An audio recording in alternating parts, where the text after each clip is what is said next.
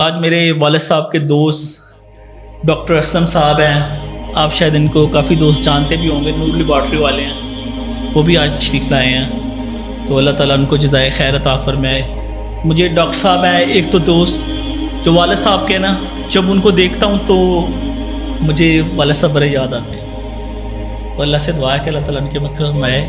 میں آپ سے یہ کہنا چاہتا ہوں کہ اپنے ماں باپ کی قدر کریں، ان سے پیار کریں، واللہ پتہ نہیں چلتا کیسے بندہ چھوڑ کے چلے جاتا ہے۔ ابھی ایک نوجوان لڑکے کو دفنایا ہے، ہاتھوں میں تھا، پتہ ہی نہیں تھا اس نے مر جانا ہے، تو اچانک اس طرح میں نے اپنے والد صاحب کو ویسے دفن کیا۔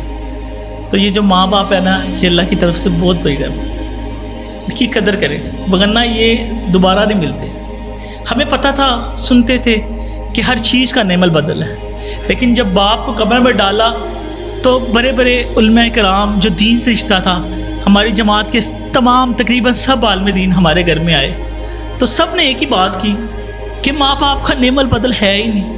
تو ہم حیران ہو کہ یہ ہمیں کسی نے بات سمجھائی نہیں۔ ہم کہتے تھے ہر چیز کا اللہ نے نعم البدل بنایا، لیکن اللہ نے ماں باپ کا نعم البدل کوئی نہیں بنایا۔ یہ ایک دفعہ چلے گئے پھر چلے گئے۔ تو یارو، اگر آپ کو موقع ہے تو اپنے ماں باپ کی قدر کریں، ان سے پیار کریں، ان کا احترام کریں، ان کے ہاتھوں کو چومیں، ان کے ماتھے کو چومیں، ان کے پیروں کو چومیں۔ اللہ تعالیٰ کی قسم اللہ آپ پر رحم کرے گا۔ ماں باپ کے وہ پیر ہیں کہ جس کو جو چوم لیتا نا، اللہ اس کے سر سے بڑی پریشانی کو دور کر دے گا، ماں باپ کے قدم چومنے سے۔ اور قرآن کہتا ہے وقفز لہما، ہم تو کہتے ہیں نا بدتمیزی جو بھی ہے، قرآن نے کہا افل لہما، اف نہیں کرنی، اور آگے کیا کہا وقفز لہما جناح الذل من الرحمہ۔ ہم برتر اللہ کے ساتھ پھرتے ہیں نا، فرمایا نہیں، جب ماں اور باپ کے سامنے جانا ہے تو اپنے دونوں کندھوں کو جھکا لیں۔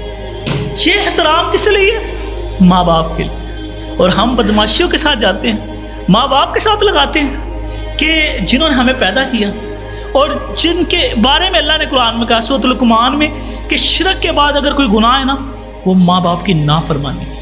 گستاخی نہیں، گستاخی تو بربادی ہے نا، نافرمانی کہا گیا، نافرمانی سے منع فرما دیا۔ تو اپنے ماں باپ کا احترام کریں، پیار کریں، محبت کریں، جتنے بھی ہو سکے۔ جو ان سے ناراض ان کے قدموں پہ پڑ جائے، ان سے معافی مانگے، ان کے پاؤں چھومیں۔ اللہ تعالیٰ اس برکت کی وجہ سے اللہ آپ کی ساری پریشانیوں کو دور کر دے۔ ہمارے دوست ہیں ڈاکٹر سبیر اکرام صاحب جو جمعہ بھی پراگ گئے تھے، وہ کہتے ہیں کہ میں نے دنیا میں دیکھا ہے، شرابی کو دیکھا ہے امیر ہوتے ہوئے دیکھا ہے، برے بندے کو دیکھا امیر ہوتے ہوئے، لیکن میں نے کبھی بھی ماں باپ کے نافرمان کو نہیں دیکھا کہ وہ پیسوں میں کھیلتا ہو۔ اللہ تعالیٰ اگر اسے پیسہ بھی دیتا ہے نا، تو اس کے پیسے کی برکت ڈاکٹر صاحب اللہ ختم کر دیتا، وہ برکتیں ختم ہو جاتی ہے جو ماں باپ کو ناراض کرتے ہیں۔ والا ماں باپ سے بھی ناراضگی ہوتی ہے جنہوں نے پیدا کیا ہے۔ اگر آپ سے کوئی غلطی، آپ کو ماں باپ کی کوئی چیز نہیں سمجھ آتی تو آپ اس پہ صبر کریں۔ حضرت ابراہیم علیہ السلام کو باپ نے گھر سے نکال دیا، نکل جا، میں سنسار کر دوں گا، میرے بتوں کو تو برا کہتا ہے۔ تو انہوں نے کیا کہا؟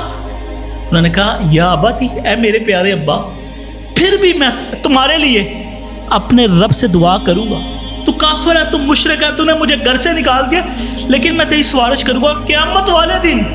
ابراہیم علیہ السلام سفارش کریں گے اللہ سے کہ میرے مشرک باپ کو بخش دے، لیکن وہ اللہ کے فیصلے ہیں، اللہ مشرک کو بخش نہیں سکتا۔ ابراہیم کے سامنے ان کے باپ کو بچھو بنا کے ان کے سامنے اللہ تعالیٰ لا دے گا، مشرک کی معافی نہیں، لیکن ابراہیم آخری حد تک بھی اپنے باپ کے لیے دعا مانگے۔ اور ہم بدبخت ہیں، ہم اپنے ماں باپ کے لیے دعا بھی کرنا نہیں چاہتے، مر جاتے ہیں تو ہم یہ بھی نہیں کہتے رب ارحمہما کما ربیانی صغیرہ ہی پڑھ دیں ان کی قبر میں جا کے۔ تو لوگوں، آپ کے لیے دوستوں، پیارے بھائیوں، آج کا پیغام یہی ہے کہ اپنے والدین کا احترام کریں، فرما برداری کریں، گستاخی تو دور کی بات ہے، نافرمانی بھی نہ کریں۔ تو یہ بہاریں ہیں، یہ رحمتیں ہیں، ان کے ساتھ بہاریں نہیں ہیں۔ زندگی بندے کی ختم ہو جاتی ہے اگر والدین نہ ہوں۔ اللہ تعالیٰ ہم پہ رحم فرمائے، ہمارے پیاروں کو اللہ بخش دے، ان کی مغفرت فرمائے، ان کی قبر کو جنت کے باغوں میں سے باغ بنا دے۔